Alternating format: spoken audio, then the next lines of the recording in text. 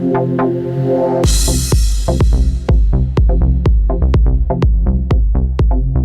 I met you anywhere, I Yeah. would just see Yeah. a guy.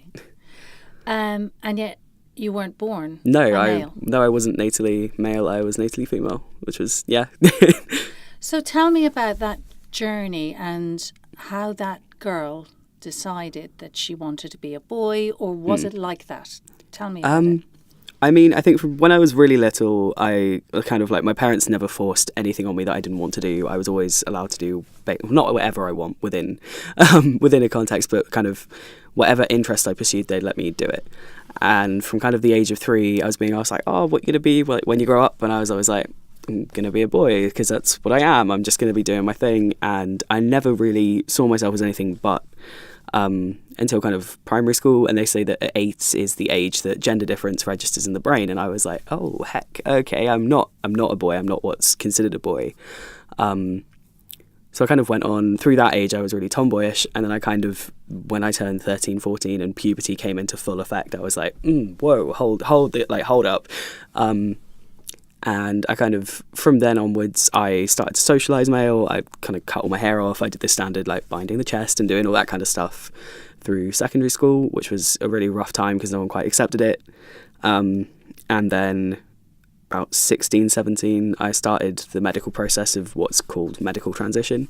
And now at 22, kind of here I am, really. So, yeah. And you look so, yeah. well, you are that boy. Yeah. Now, how did your parents feel? Because obviously, as a parent myself, and I have 2 sons, you know, if I gave birth to 2 sons or a daughter, then I expect them to carry on that way. Yeah. So it must have been hard for them, or did you consider that at the time? I always considered it. Like, I always had it in the back of my head, and I think that's why, like, my mum and my dad both struggled at first. They were both like, what in the heck is going on? Because we're from a relatively, like, conservative background. So it was always like, what the heck is this? What's happening? My mum came around to it more because she said to me, I'd rather have a living son than a dead daughter. Because at one point it got so bad that I was considering taking my own life. I was like, that's it. If I can't do this, I can't live. It's not functional for me. And it caused like a lot of depression and anxiety and stuff. But my mum and my dad have always been, you've got to, like they always let me do whatever I want growing up, and they're always like, at the end of the day, you've got to be happy in your life, and you've got to be living the life that you want to live, because otherwise it's 70, 80 years, it's a long time to be unhappy. Yeah. So it was always very, very kind of accepting. There was some stuff they still struggled with. Pronouns were a big thing until I started on the testosterone, and all of a sudden my voice dropped and I was hairy, and I was like, yeah. And they were like, fine, cool, we get it now.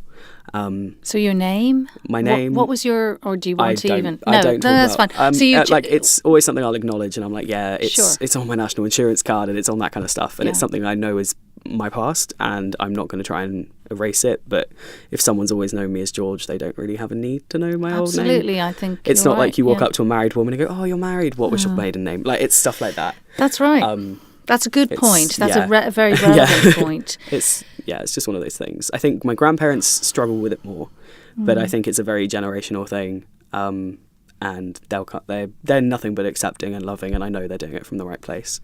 So it got that serious for you. Did it, Yeah. to the point where you were suicidal? Did you attempt that before people were aware, or did you ever get to that point? I attempted before my parents were aware, but obviously it didn't succeed because I'm here right now. Goodness. Yeah, which is good. But then I think my mum took it more seriously, and I said to her, look, Mum, I've tried to kill myself. It's not me doing it for a fad. It's not me doing it for attention. It's not that I'm feeling stressed or worried about anything at school. I'm not being bullied. It is the case of, I need to change this in my life, or I am going to end up one way or another. I'm going to end up dead. Now tell me about the community you grew up with. It's quite a conservative place. Yeah, I grew up in rural backwater Devon. Like, not backwater. It's a lovely, beautiful place, but it's very it's a conservative safe seat. There's nothing wrong with, like, vote how you want, whatever. But it's a Tory safe seat. It's very, very traditional, very white, middle-class Christian, that kind of thing. I think I was the only queer person at my school, that kind of stuff. I think there was one other lesbian girl, and she was really badly bullied for it. It wasn't, like, there's nothing wrong with it. It's where I grew up and that kind of thing, but it was so kind of out there that when I came out, instantly everyone in the town that we lived in and then the next village over, and everyone was like, it's that one. And it was that kind of thing. It's it's one of those towns, and like one of those, well, it's not a town where I live, it's a village, but it's one of those villages where you can do something at the top of the street, and by the time you got to the bottom, the shopkeeper knows. That's hard. Yeah. So when you actually went through, tell me about the medical process then. At what age did it kick in? I presume you had a big conversation with your parents before all this. Basically, the way it works in the UK is that you get referred from your GP to something called a gender clinic. I think there are 3 at present and 1 for kids in London. You get referred to one of those. They will do a full psychological evaluation of you to make sure that it's not anything else that's in the background. It's not a result of trauma. It's not anything like that. For a lot of, like 99.9% of trans people, it's just, we are this person. And they just want to make sure you're going to be okay, because transitioning is a long, hard process with a lot of stuff that comes with it. Went through that. They were like, you've got nothing apart from depression and anxiety, which is caused by your gender stuff. Who would have thought? They do that, and then you have 3 appointments with a doctor. Mine was Dr. John Dean, who's like the trans guru of the UK. He knows everything there is to know about everything. And then you get a referral for hormones, which for me was testosterone. For trans women, it will be estrogen, and for non-binary people, it will be whatever ones they need to take to get them to where they need to be. Which to start with was an injection. I'd have it every 3 months. But due to a recent blood illness I've been diagnosed with, I've moved on to gels, which is you put them on your thighs every morning. It's really complicated, and I've actually forgotten to do it today, so I've got them in my bag to do it in a bit. Dear, yeah. Because I'm a disaster with taking medication, but that's just who I am. So that happened. Obviously, I started testosterone, and like it's basically a second puberty is how it works. So it kind of counteracts everything that happens in the first one. So my body fat redistributes, my hips and that kind of disappeared, and it sort of moved up into like beer belly, which I now have. Well done. You didn't even have to work for that. Exactly. Body hair increases, your muscle mass increases, your voice deepens, all that kind of the natural male puberty happens. There's actually like a lot of face shape like no one warned me about my face shape. Like I got like under there is a jawline, and cheekbones, it all harshens up. What about the psychological effect of the hormones? Okay, the hormones have made me a little bit angrier, but I think it's just, I was like an angry person anyway, so it just made me even more angry. It makes the thing they say about men and thinking about sex near constantly is entirely true. Like since, like before I was just like, I'm not really interested, I don't really care, and now I'm like, it's all that, like, it's just a constant thing. And so us women need to be a bit more sympathetic with men who forget stuff and who are not very concentrating, and because that's what they're preoccupied. My memory has just been shot to absolute shit since starting testosterone. I can walk into a room and just go, nope, no idea what I'm doing here. It's really weird, because no one warned me that would happen to my mind, and it's not like a full change of brain, and it hasn't changed who I am as a person and what I like and what I enjoy, but it's just made the way my brain works slightly differently. Because like I wasn't that analytical and such before. It's so weird because there's not theoretically a difference in brains between men and women, but they say there's a difference in how they work and what areas work. And I think they've actually done studies where they've scanned the brains of transgender women and found that they work with those areas more than they work with men's before transition, which is really interesting. So that was going back to where we were. A year after starting hormones, I had my top surgery, which was a full double mastectomy. To have surgery is such a big thing in anybody's life. So to have elective surgery, you've gone through that. Surely there was some thought process before that, or did you get to the point where you were so desperate to lose your breasts as such that you didn't even think about the surgery? I did think about it a lot. It's one of those things that, because you know you have like the set date in the medical, and I'd had all the medical testing, and I was kind of like in the car on the way back, I was like, am I doing the right thing? Is this what I'm meant to be doing? And I kind of like talked out with my mum, and I did like a prayer a lot. I'm a little bit religious, so I like prayed a bit and was like, is this the right thing? And I kind of got it in my mind that it was the right thing, because obviously before everything I'd like self-harmed a lot, and my chest was a lot of scars and that kind of thing, and I was like, no, this is clearly what I need to be happy in who I am. Then got down there, got knocked out, had the whole thing, woke up, I kind of looked down and I was in a lot of pain on quite a few opiate, but like painkillers. And I was just going, what happened?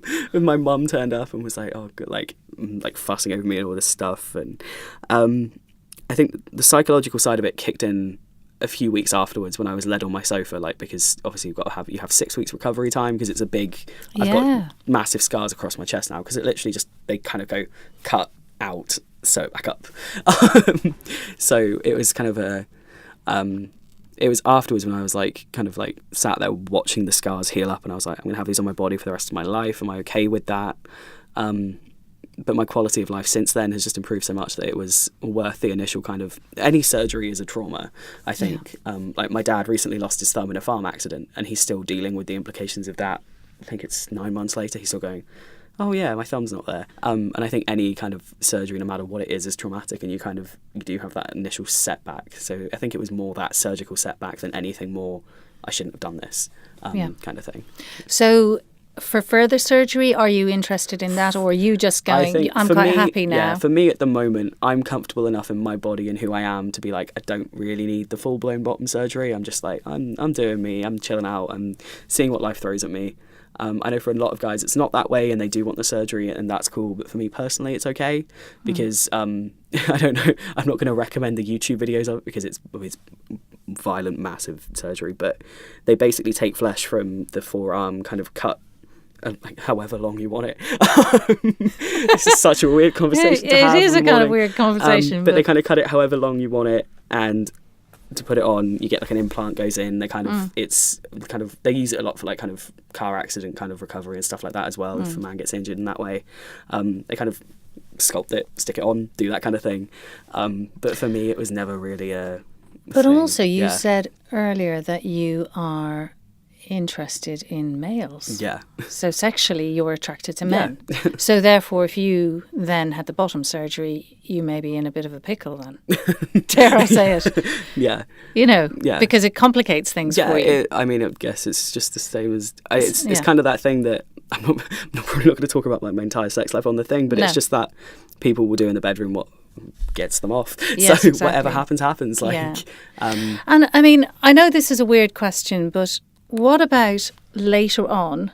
Because you still, if you remain female below, you have all the working equipment to produce a child if you wanted to. Yeah. But would you want to? I don't know. I think that whole female below thing is it's my body, I'm male, so it's male below, but obviously on the medical records, I understand. Yes. I have a basic understanding of biology. I know I am genetically female. Yeah. So it's always that. But I think I'm having a hysterectomy soon because of the way testosterone interacts with the female reproductive system. It means I need to kind of have it out before it gets a bit nasty in there. But that will come when it comes. And frankly, I'm more worried about my deadlines next week right now than I am about that. So I think you should be.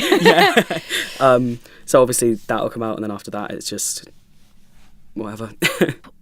Would you say what you've done has improved the quality of your life? Infinitely. Before, basically, it was going to be it was a countdown to when I actually topped myself off, which is a really depressing thing to say on a recording. But now I'm out doing things. I'm traveling. I'm now a up and coming performance poet. I'm doing all these things that I never thought I'd do because I was so closed off and like, this isn't who I am. That I'm doing so much more, and I'm living relationships properly and fully with like. Now I understand who I am. I can go out into the world and be who I am and do what I want. And would you? Life, I mean, it'd be good to know. Is there anything you could advise anybody who's in a similar situation to you but haven't gone through what you've? I'd say haven't been on the journey yet. To anyone out there who's just questioning anything, really just explore those avenues and see where it takes you. Talk to people about it. Don't let yourself be kind of closed off and not kind of thinking about the stuff that if basically you need to do whatever in life makes you happy, no matter what it takes. I'd say be more patient with your family than you'd want to be. I know it sucks when people are like she, her all the time, or he or they, like, or whatever things they do to you. But a lot of the time, your parents do want you to live your best self. They just don't understand it. And I'm one of those people. I obviously come from a place of kind of like I'm white, I'm middle class, I'm all these kind of things. I have those kind of like privileges in my life that I don't have to question a lot of stuff. But I think people are not 90%, but a good 60% of the time, a lot of people's ignorance and insult tends to come from a place of not wanting to intentionally hurt someone, but from being ignorant and misunderstanding something. And I think there's a lot more room in the world to be forgiving and kind and say, look, you've done this, but this is the implication of that, and you need to understand why that's wrong, than there is to instantly shut someone down and be like, they're a bad person. And it's that kind of, just kind of go out there and live your life as best you can and forgive people more, because they generally, like with trans stuff, if you've never been trans, you are never going to understand how it works. So within, you were saying, growing up in Devon, you didn't have a community around you who understood what you were about at all. So that community was online, I presume. Yeah, I found a lot of friends online through kind of going online and being on places like Twitter and Tumblr, being like, who else out there is trans? And kind of typing it in and being like, someone out there. And then people reply and be like, yeah, hi, are you okay? And I think the internet has a lot of power for good, because it brings people together who would have never have met in real life. Well, real life, I say, like, they're still out there living their real life, but it brings people together, and it gives you the chance to communicate across boundaries that you wouldn't ever see yourself having, with people who are living same experiences to you, and you can kind of look at them and go, oh, okay, you're doing that too, and it's okay to do that as well. So do you think it fuels things as well as reassures you? I'd say it's mostly a reassurance thing. I wouldn't say it fuels, I don't know. I'm trying to fuels. No, I think it's definitely a reassurance. As in, it propels you maybe into. I'd say there is a bit of a kind of instant, I'm this, I must do this, I need to get these things instantly. Like I've met a lot of people who've gone, I'm trans, I need testosterone tomorrow, and it's that you actually, through the counselling, you learn a lot and you develop a lot as well. Obviously not that medical transition is for everyone. I've got a lot of trans friends who are just like, I don't want to medically transition yet, I want to do this, I want to do that, or it's not that my body is wrong, it's the way other people see my body that's wrong, and that's counteracting that. And I think for me, medical transition worked, and learning about it online helped me towards that. I think sometimes going online and seeing medical transition can make people go, not quite for me, but I'm still a guy. And it's that I think it does fuel things sometimes, but it's mostly a learning and understanding place that it comes from. Yeah. Is there anything else you'd like to add? No, I'm okay. Yeah. Thank you.